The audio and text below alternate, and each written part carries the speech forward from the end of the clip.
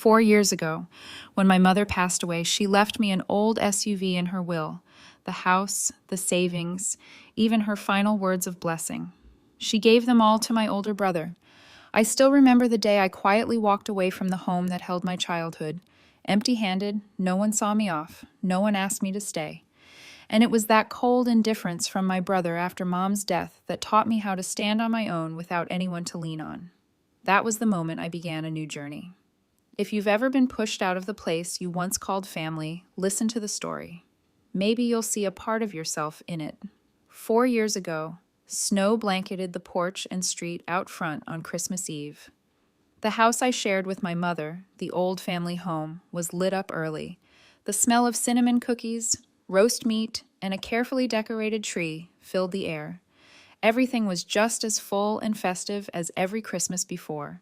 I'm Virginia Green, 30 years old and still living there after Dad passed, partly because it was close to work, but mostly to stay near Mom as her health began to fade.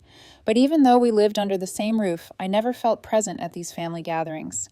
Instead, Lucas, my older brother, was always the one everyone waited for.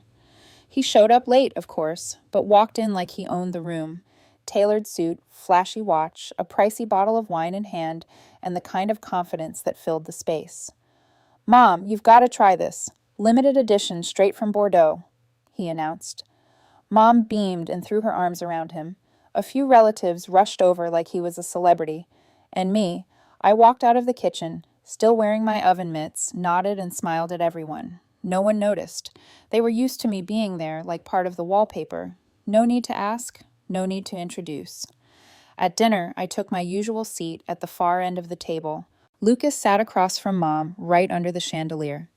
During the meal, he went on and on about the markets, the startups chasing him, and his new Tesla for the green tax breaks, he said.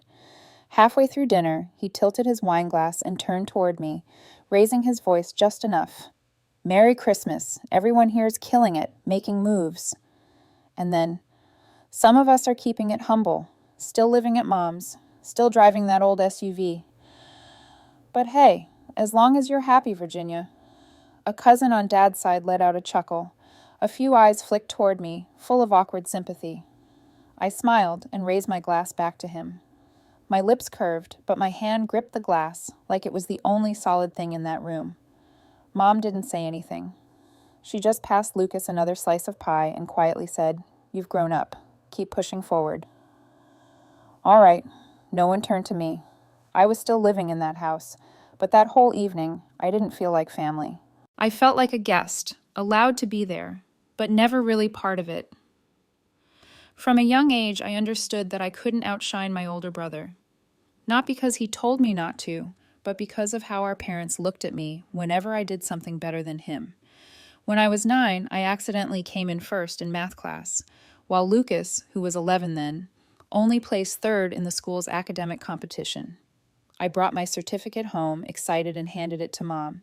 She barely glanced at it before saying, "Don't make a big deal out of it. Just focus on staying consistent, okay? Don't make your brother feel bad."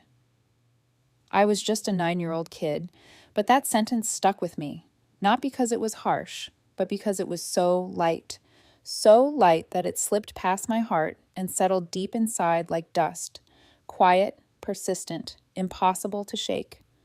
Over time, I realized something. Being exceptional was a privilege reserved for Lucas in this house. If I achieved something, it mattered, as long as it didn't dim his spotlight. Little by little, I stopped trying to be better. I stopped asking for more. I stopped hoping to be loved more. That fear became instinct. I began guarding my joy, afraid it might accidentally become a thorn in someone else's side. And I, once a lively little girl, quietly turned into a timid one. I was chosen for the school's performance group when I was 12. The teacher even said I had a unique voice, but I turned it down. I said I was too busy with tutoring.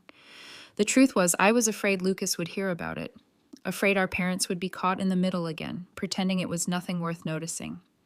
Years have passed, and I still remember how it felt when a relative would ask, "What about Virginia? What's she up to these days?" And Mom would give the same brief reply. "She's doing fine. Not the flashy type, but she's a good kid." That was it. I was never the one they spoke of with pride. It was never the first name that came up when it was time to compare or celebrate. I learned to shrink myself in every story, not out of bitterness, but because I was taught that my presence should never be more than just enough. And then almost a year after that Christmas dinner, after the night Lucas mocked me at the table, my mother was gone. She passed away on an early autumn morning. The doctor said it was a stroke. She collapsed in the kitchen, right where I used to see her every morning, pouring coffee and grumbling about how the price of eggs had gone up. I was the one who found her. When I opened the door, the smell of coffee lingered. The kitchen light was still on, but the room felt strangely cold. I was 31 years old, but can't remember how I managed to call the ambulance. All I recall is sitting in the waiting room, my hands stained with coffee spilled from the broken mug, the one she never got to drink. She passed quickly, without pain. That was the only comfort the doctors could offer me. 3 days later, my mother's funeral was held. Simple, just like she'd wanted. No fuss, no dramatics, no tears. Lucas made it back in time for the burial, arriving straight at the cemetery in a private car, wearing a perfectly tailored black coat and dark sunglasses despite the overcast sky. I wasn't surprised. That was Lucas, always making an entrance. A month after Mom passed, we got word that her lawyer needed to meet with us to go over her will, and that day I felt something stir inside me, something I couldn't quite name. On the day the will was read, we sat in the living room where Mom used to keep her vase of white chrysanthemums and the half-finished ball of yarn from her crocheting. The room was quiet. Uncle James, my dad's younger brother, was there too. He sat beside me quietly, like he always had since I was little. He didn't need to say a word. Just being there was enough. Once everyone had settled in, the lawyer opened the folder and began reading in a steady voice. Mrs. Elaine Green bequeaths all of her assets, including the family home, savings account, and shares in the retirement fund, to her eldest son, Mr. Lucas Green. I heard every word. Not a syllable was missed. Without pausing, he went on. As for the remainder of the will, Mrs. Elaine wished to leave her daughter, Miss Virginia Green, a 2008 Toyota Highlander SUV. After he announced what I had left, I said nothing, no reaction, no nod, no shake of the head. All I felt was that Mom was playing some joke on me. I looked at the empty chair by the fireplace where she used to sit and knit sweaters for winter, the one where she'd remind me to draw the curtains early to let the sunlight in. That house, the one I'd lived in corner to corner, now had a new owner, legally, neatly, coldly. Then, out of nowhere, Lucas turned to me, shrugged like it all made perfect sense, and said, Mom knew I could handle it. I'll keep this house in good shape. I didn't respond, not because I was shocked by his loaded words, but because deep down, I'd known this was coming for a long time. I wasn't hoping for more. I was hoping just once not to be the one handed whatever was left over. But it turns out, not even Mom's passing changed where I stood in this house. Back in the room, Uncle James sat beside me from beginning to end, silent the whole time. Even as the lawyer closed the file and stood up to leave, he said nothing. Then suddenly, he leaned forward, looked straight at the lawyer, and spoke in an even tone, though the sarcasm was hard to miss. No note, not even a line like, Sorry, Virginia, I forgot you were the one living with me during my final years. No one dared laugh. Lucas shifted slightly in his seat, avoiding Uncle's gaze. Uncle let out a slow sigh, shook his head, then continued, this time turning to Lucas, calm but firm. You believe having your name on a piece of paper is enough to claim a home? And you think the sister who stayed with your mother till the very end doesn't deserve even half of this kitchen? Right then, Lucas leaned back, arms crossed, and let out a soft chuckle. I didn't take anything. Mom made her choice. She trusted me. I'm just following her wishes.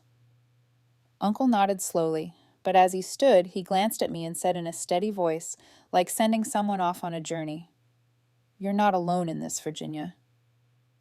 Then he turned back to Lucas and added one last line, quiet but heavy.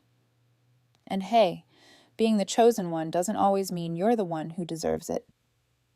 2 days after the will was read, Lucas returned to the house like it was something he'd been waiting to reclaim for a long time. He moved into the main bedroom, rearranged Dad's old desk, brought in a crew to take measurements for renovations, and even had the back gate lock changed without ever asking me. I was still living there, but I knew I was just staying temporarily. Then a week later, I came home from Uncle James's place. As I entered the door, Lucas stood there holding a folder. He spoke in a tone as casual as if he were reading from the neighborhood rules. "These are the house ownership papers. I'm transferring everything to my name. Mom didn't leave you anything here, so I think it's best if you start making arrangements to move out soon." I looked at him for 3 seconds. Didn't say a word. I didn't ask why, didn't crack a joke. I didn't bother to act surprised or hurt. Everything was going exactly as expected. And maybe he couldn't stand the silence because he added, "Is a week enough?" I nodded. That was it. I didn't need the whole week he offered. I had already started preparing for this from the moment the will was read. That night, I packed my clothes into a suitcase. Not much, just the essentials, personal documents, 2 unread books, and the car repair kit Mom had once bought me. Everything else I left behind, including the room I had repainted in white for her just last spring. I thought at the very least something would make it hard to walk away. An old photograph, a lingering glance, or maybe just one object I couldn't bear to let go of. But there was nothing, and it was that emptiness, that quiet, hollow feeling that hit me the hardest. The following day I left the house I had lived in for nearly 31 years. Snow had fallen all night, blanketing the roof of my car and freezing over the arching trees on the porch. I pulled my suitcase down the front steps, its wheels grinding across the dry snow, leaving jagged, twisted tracks, cold and uneven like the rhythm of my breath. I walked away with light steps but a heavy heart, and in that snow-covered silence, I realized some places you once called home eventually become nothing more than someone else's mailing address. Then I got in the car and started the engine. It whined softly into the pale white air. My breath fogged up the windshield, thin, blurry, and gone in seconds, just like the memory I had just driven away from. I didn't go far. Uncle James opened the door as soon as I called. He didn't ask much, and I figured he already knew what was happening.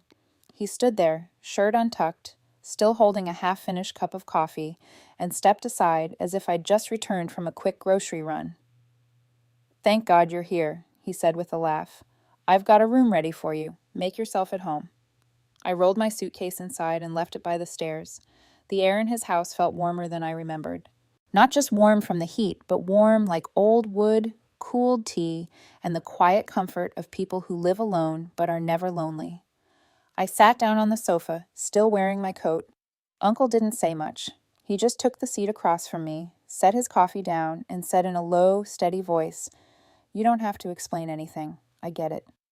I nodded, not out of politeness this time, but because I genuinely had nothing left to explain. The silence that followed was long, but somehow just right. After a while, he said, "Some people think they've kept everything, but they've lost the one thing that matters most." I didn't ask who he meant. He didn't look at me, just kept his eyes on the space ahead. As he continued, "You don't need to outrun him. You don't need to beat him. You need to know who you are and be able to live with that. That alone puts you ahead of most people." That stuck with me. That night I moved into the old attic room.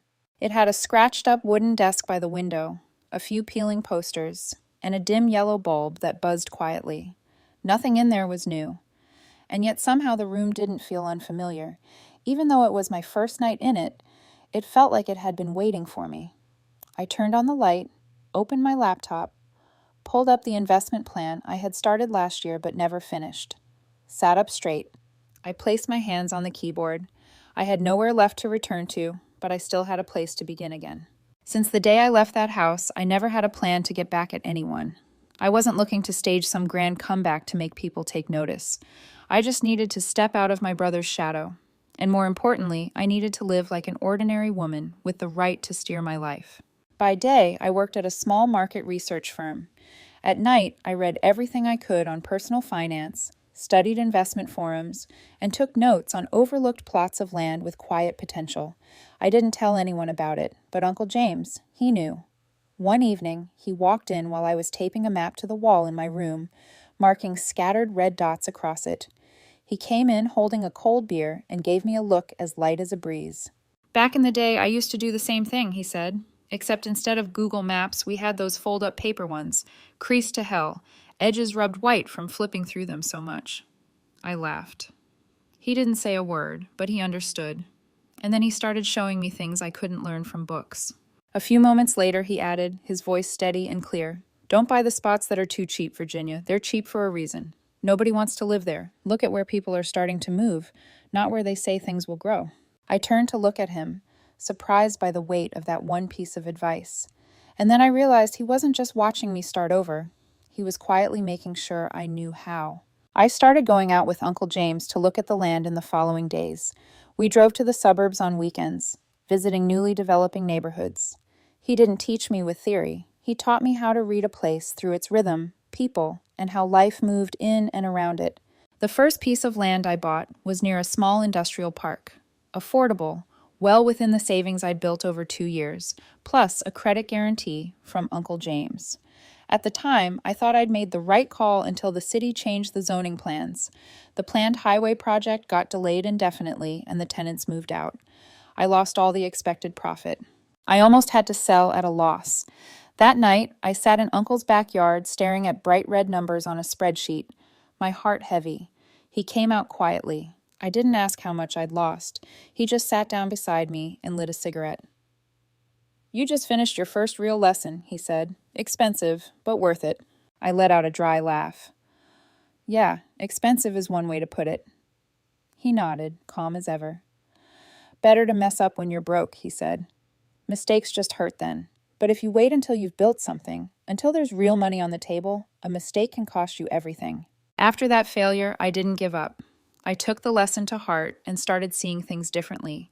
I changed how I assessed value and learned to allocate capital wisely, never pouring everything into one basket again. I hired legal advisors, learned how to set up shell companies, acquired land from owners needing quick cash, restructured the properties, and leased or sold them off strategically. 3 years in, I wasn't rich, not by most people's standards, but I had tangible assets, a few clean land plots, 2 tiny rental homes, and a fully occupied prefab housing unit on the city's edge. I still lived in the attic room at Uncle James's. I still ate dinner at the old wooden table. I still changed the light bulbs when they flickered. I didn't need to move out to prove I'd made it. I just needed to wake up each morning knowing no one could tell me where to go, what to do, or how to live. And for me, that meant I had already come a long, long way from the shadow I used to live in. I don't know if Lucas ever noticed, but from the day I left, he never called. Not once. No phone call, no message, not even a simple, "How are you? Where are you living now?" Then again, maybe he never felt the need to know. To him, I'd never been someone worth checking in on. Just a minor shadow passing through the spotlight of his grand, shining life.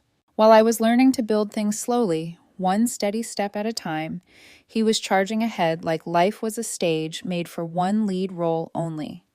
And like every lead who insists on writing their script, sooner or later, they hit the part where they trip over their lines. I heard Lucas had started investing in real estate from one of Mom's old friends. He just poured money into a few pre-development sites that hadn't even cleared zoning yet. On top of that, he took out a large loan to open a cafe/art studio hybrid, the kind of multi-use concept everyone was raving about in short-form videos. I wasn't surprised.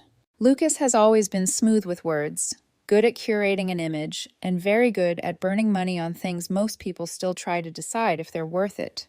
Uncle James heard about it too, but he didn't say anything to me. No judgment, no comment, just silence, the kind that lets you draw your own conclusions. One crisp weekend morning, Uncle James wore a proper dress shirt, the kind he rarely wore, and headed straight to Lucas's house. Lucas greeted him with that familiar, confident smile, the scent of expensive cologne, a fitted polo shirt, and an overly polite offer of tea. They sat on the porch. The air was calm, early season wind brushing past neat rows of potted plants, lined up like everything else in Lucas's life, tidy, stylish, and maybe a little too staged. Uncle didn't bother with small talk. Heard you've been expanding your investments. Must be keeping you busy. Lucas poured the tea, relaxed as ever.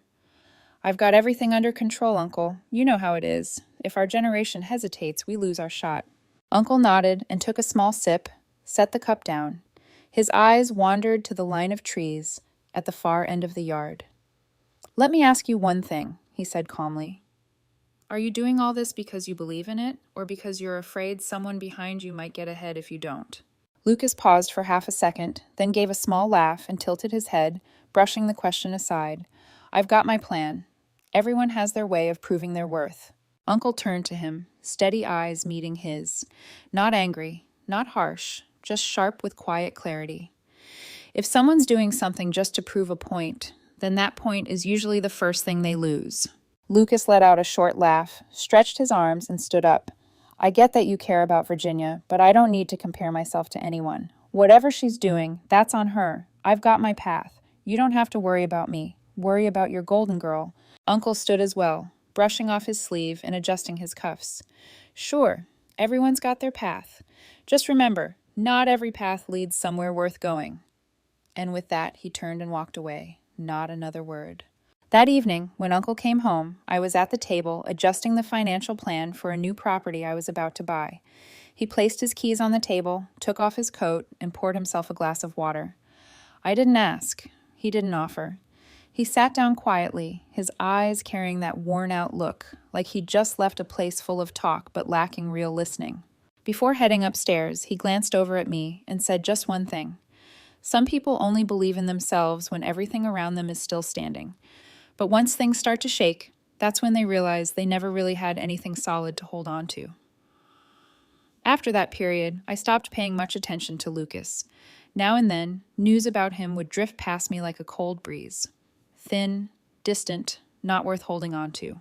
But one morning, I got a short message from Miss Linda, an old friend of Mom's, who used to live near our old house.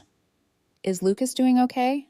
I saw someone else driving his car lately, and that nice motorcycle he had looks like it's up for sale in the neighborhood group." I stared at the message for a while, then I replied, "Thank you." Not long after, I saw the address of Mom's old house, the house I once lived in, the one I was pushed out of, listed under the urgent sale section on an internal real estate office page. The listing read, "Owner direct, clear paperwork, ideal for renovation or immediate rental. Negotiable price for serious buyers." I wasn't surprised. It felt like things were unfolding precisely how Uncle James had once warned. Lucas had mortgaged the house to fund his investments, and now it was the house's turn to pay the price for the illusion of numbers he once believed would launch him forward. I sent the listing to my company's legal team. 3 days later, the offer was submitted through one of my subsidiary companies. No names, no personal ties. We didn't bargain, didn't haggle. They didn't ask why the property was being sold. We paid quickly. I didn't need a good deal. I just needed to reclaim what was once taken from me, quietly and without a word. A month later, all the paperwork was finalized. The house was now officially mine under the name of a company I had built myself. Lucas still lived there, but now he was no longer the owner. According to the contract, the current property owner had no immediate plans to occupy the residence and temporarily permitted the previous occupant to remain under a short-term commercial lease arrangement. I never made a formal announcement. Everything was handled through a third-party brokerage. The contract was clean, the terms were clear, there was nothing to question. Lucas went on living in that house as if nothing had changed. He still walked out the front gate every morning in a neatly pressed shirt, leather briefcase, and a polite smile. He still stopped by the same coffee shop, still nodded at neighbors, still talked about projects in the capital restructuring phase. He told acquaintances he was temporarily renting out a few assets to keep cash flowing. He kept up the image, and maybe he believed that the image alone would keep him afloat. That house, the one he once forced me out of, was now the place he lived in day by day, unaware that he was paying rent to the sister he once saw as a burden. I didn't need him to know. I wasn't here to confront him or get revenge. All I needed was to keep the proper distance. Some people need to lose everything to finally understand, and some keep pulling themselves under until there's nothing left to hold on to. 6 months had passed since the house was transferred to my company. Lucas was still living there, still keeping up the polished front as if everything was under control. But then the first cracks started to show, and that's when I made my decision. The rent came in late, 1 month, then a second. The management office sent reminder emails. No response. The messages showed read, but were left unanswered. I didn't say a word. I issued a short directive. Activate breach clause, pay or quit notice. The notice was hand-delivered to Lucas and signed upon receipt. Its message was clear. You have violated payment terms for 2 consecutive billing cycles. Please pay the full outstanding amount, including late fees, within 10 days from the date of this notice. Failure to do so will result in termination of the lease agreement. On the 9th day, no payment was recorded. On the 10th, the system issued the next step: notice of lease termination. The lease would officially end 14 days from delivery. Lucas still didn't respond. No calls, no emails, not a single word of explanation. I understood, and I guessed what he was thinking. Maybe he planned to wait it out, counting on the new owner to soften up. Because with someone like Lucas, every problem could be delayed with a polished smile and a well-worded apology. But this time, there was no one left for him to charm. On the 15th day, the representative company issued a notice to vacate, a formal request to leave the property within 7 days from the lease's termination date. The notice was taped to the front door, a hard copy sent via certified mail, and a digital copy emailed with a red receipt attached. I received the summary report through our internal email system. I opened it, read it, and clicked complete. I didn't stop by. I didn't call. I didn't check to see if Lucas had started packing. I didn't need to witness him scrambling for excuses. I didn't need to hear a single word of explanation. More than 4 years ago, I was pushed out of that same house on a winter morning with no choice, no one to see me off, just the slam of a door behind me and the crunch of my footsteps in the snow. Now I was doing the same thing, not out of anger, not out of spite, but by the book, by the terms of the contract, by the exact language he had signed, when he believed he'd never be the one on the losing end. I didn't need anyone to hurt me the way I once did. All I wanted was for everything to be clear. Black ink, white paper. That's it. That night, the snow started falling early. Light, steady flakes, like someone was dusting salt over the rooftops. The streets were quiet. Even the warm yellow glow from the windows seemed dimmer than usual. Cold, but not biting. Just enough to make a person feel a little unsteady if they walked alone. I got off work late, driving home along an old street, the one where Mom's house used to be. The house that used to be hers and now was mine. I hadn't planned to stop, but as I neared the turn, my foot eased off the gas. The car slowed, gently pulling to the curb across the street. The headlights stayed on. I turned the music off and left the engine running. And then I saw him, Lucas. He was dragging boxes off the porch, a knit beanie pulled low, his gloves soaked halfway through. He bent down to lift a large suitcase, his jacket darkened by snow clinging to his back. His steps were heavy on the white-covered path. No one was helping. No voices came from inside the house. Only the soft clink of the car handle as he popped the trunk. I watched him bend forward, shoving a third bag into the back seat, then straightening up, breath fogging the air, chest heaving, like the world's weight had just pressed down on him all at once. 4 years ago, I had stood there too, under that same porch, but it was a winter morning. The difference was, that day I drove off in an old SUV, my whole life stuffed in the back. And today I was sitting here, windows up, heat on, and he was the one bending down to leave.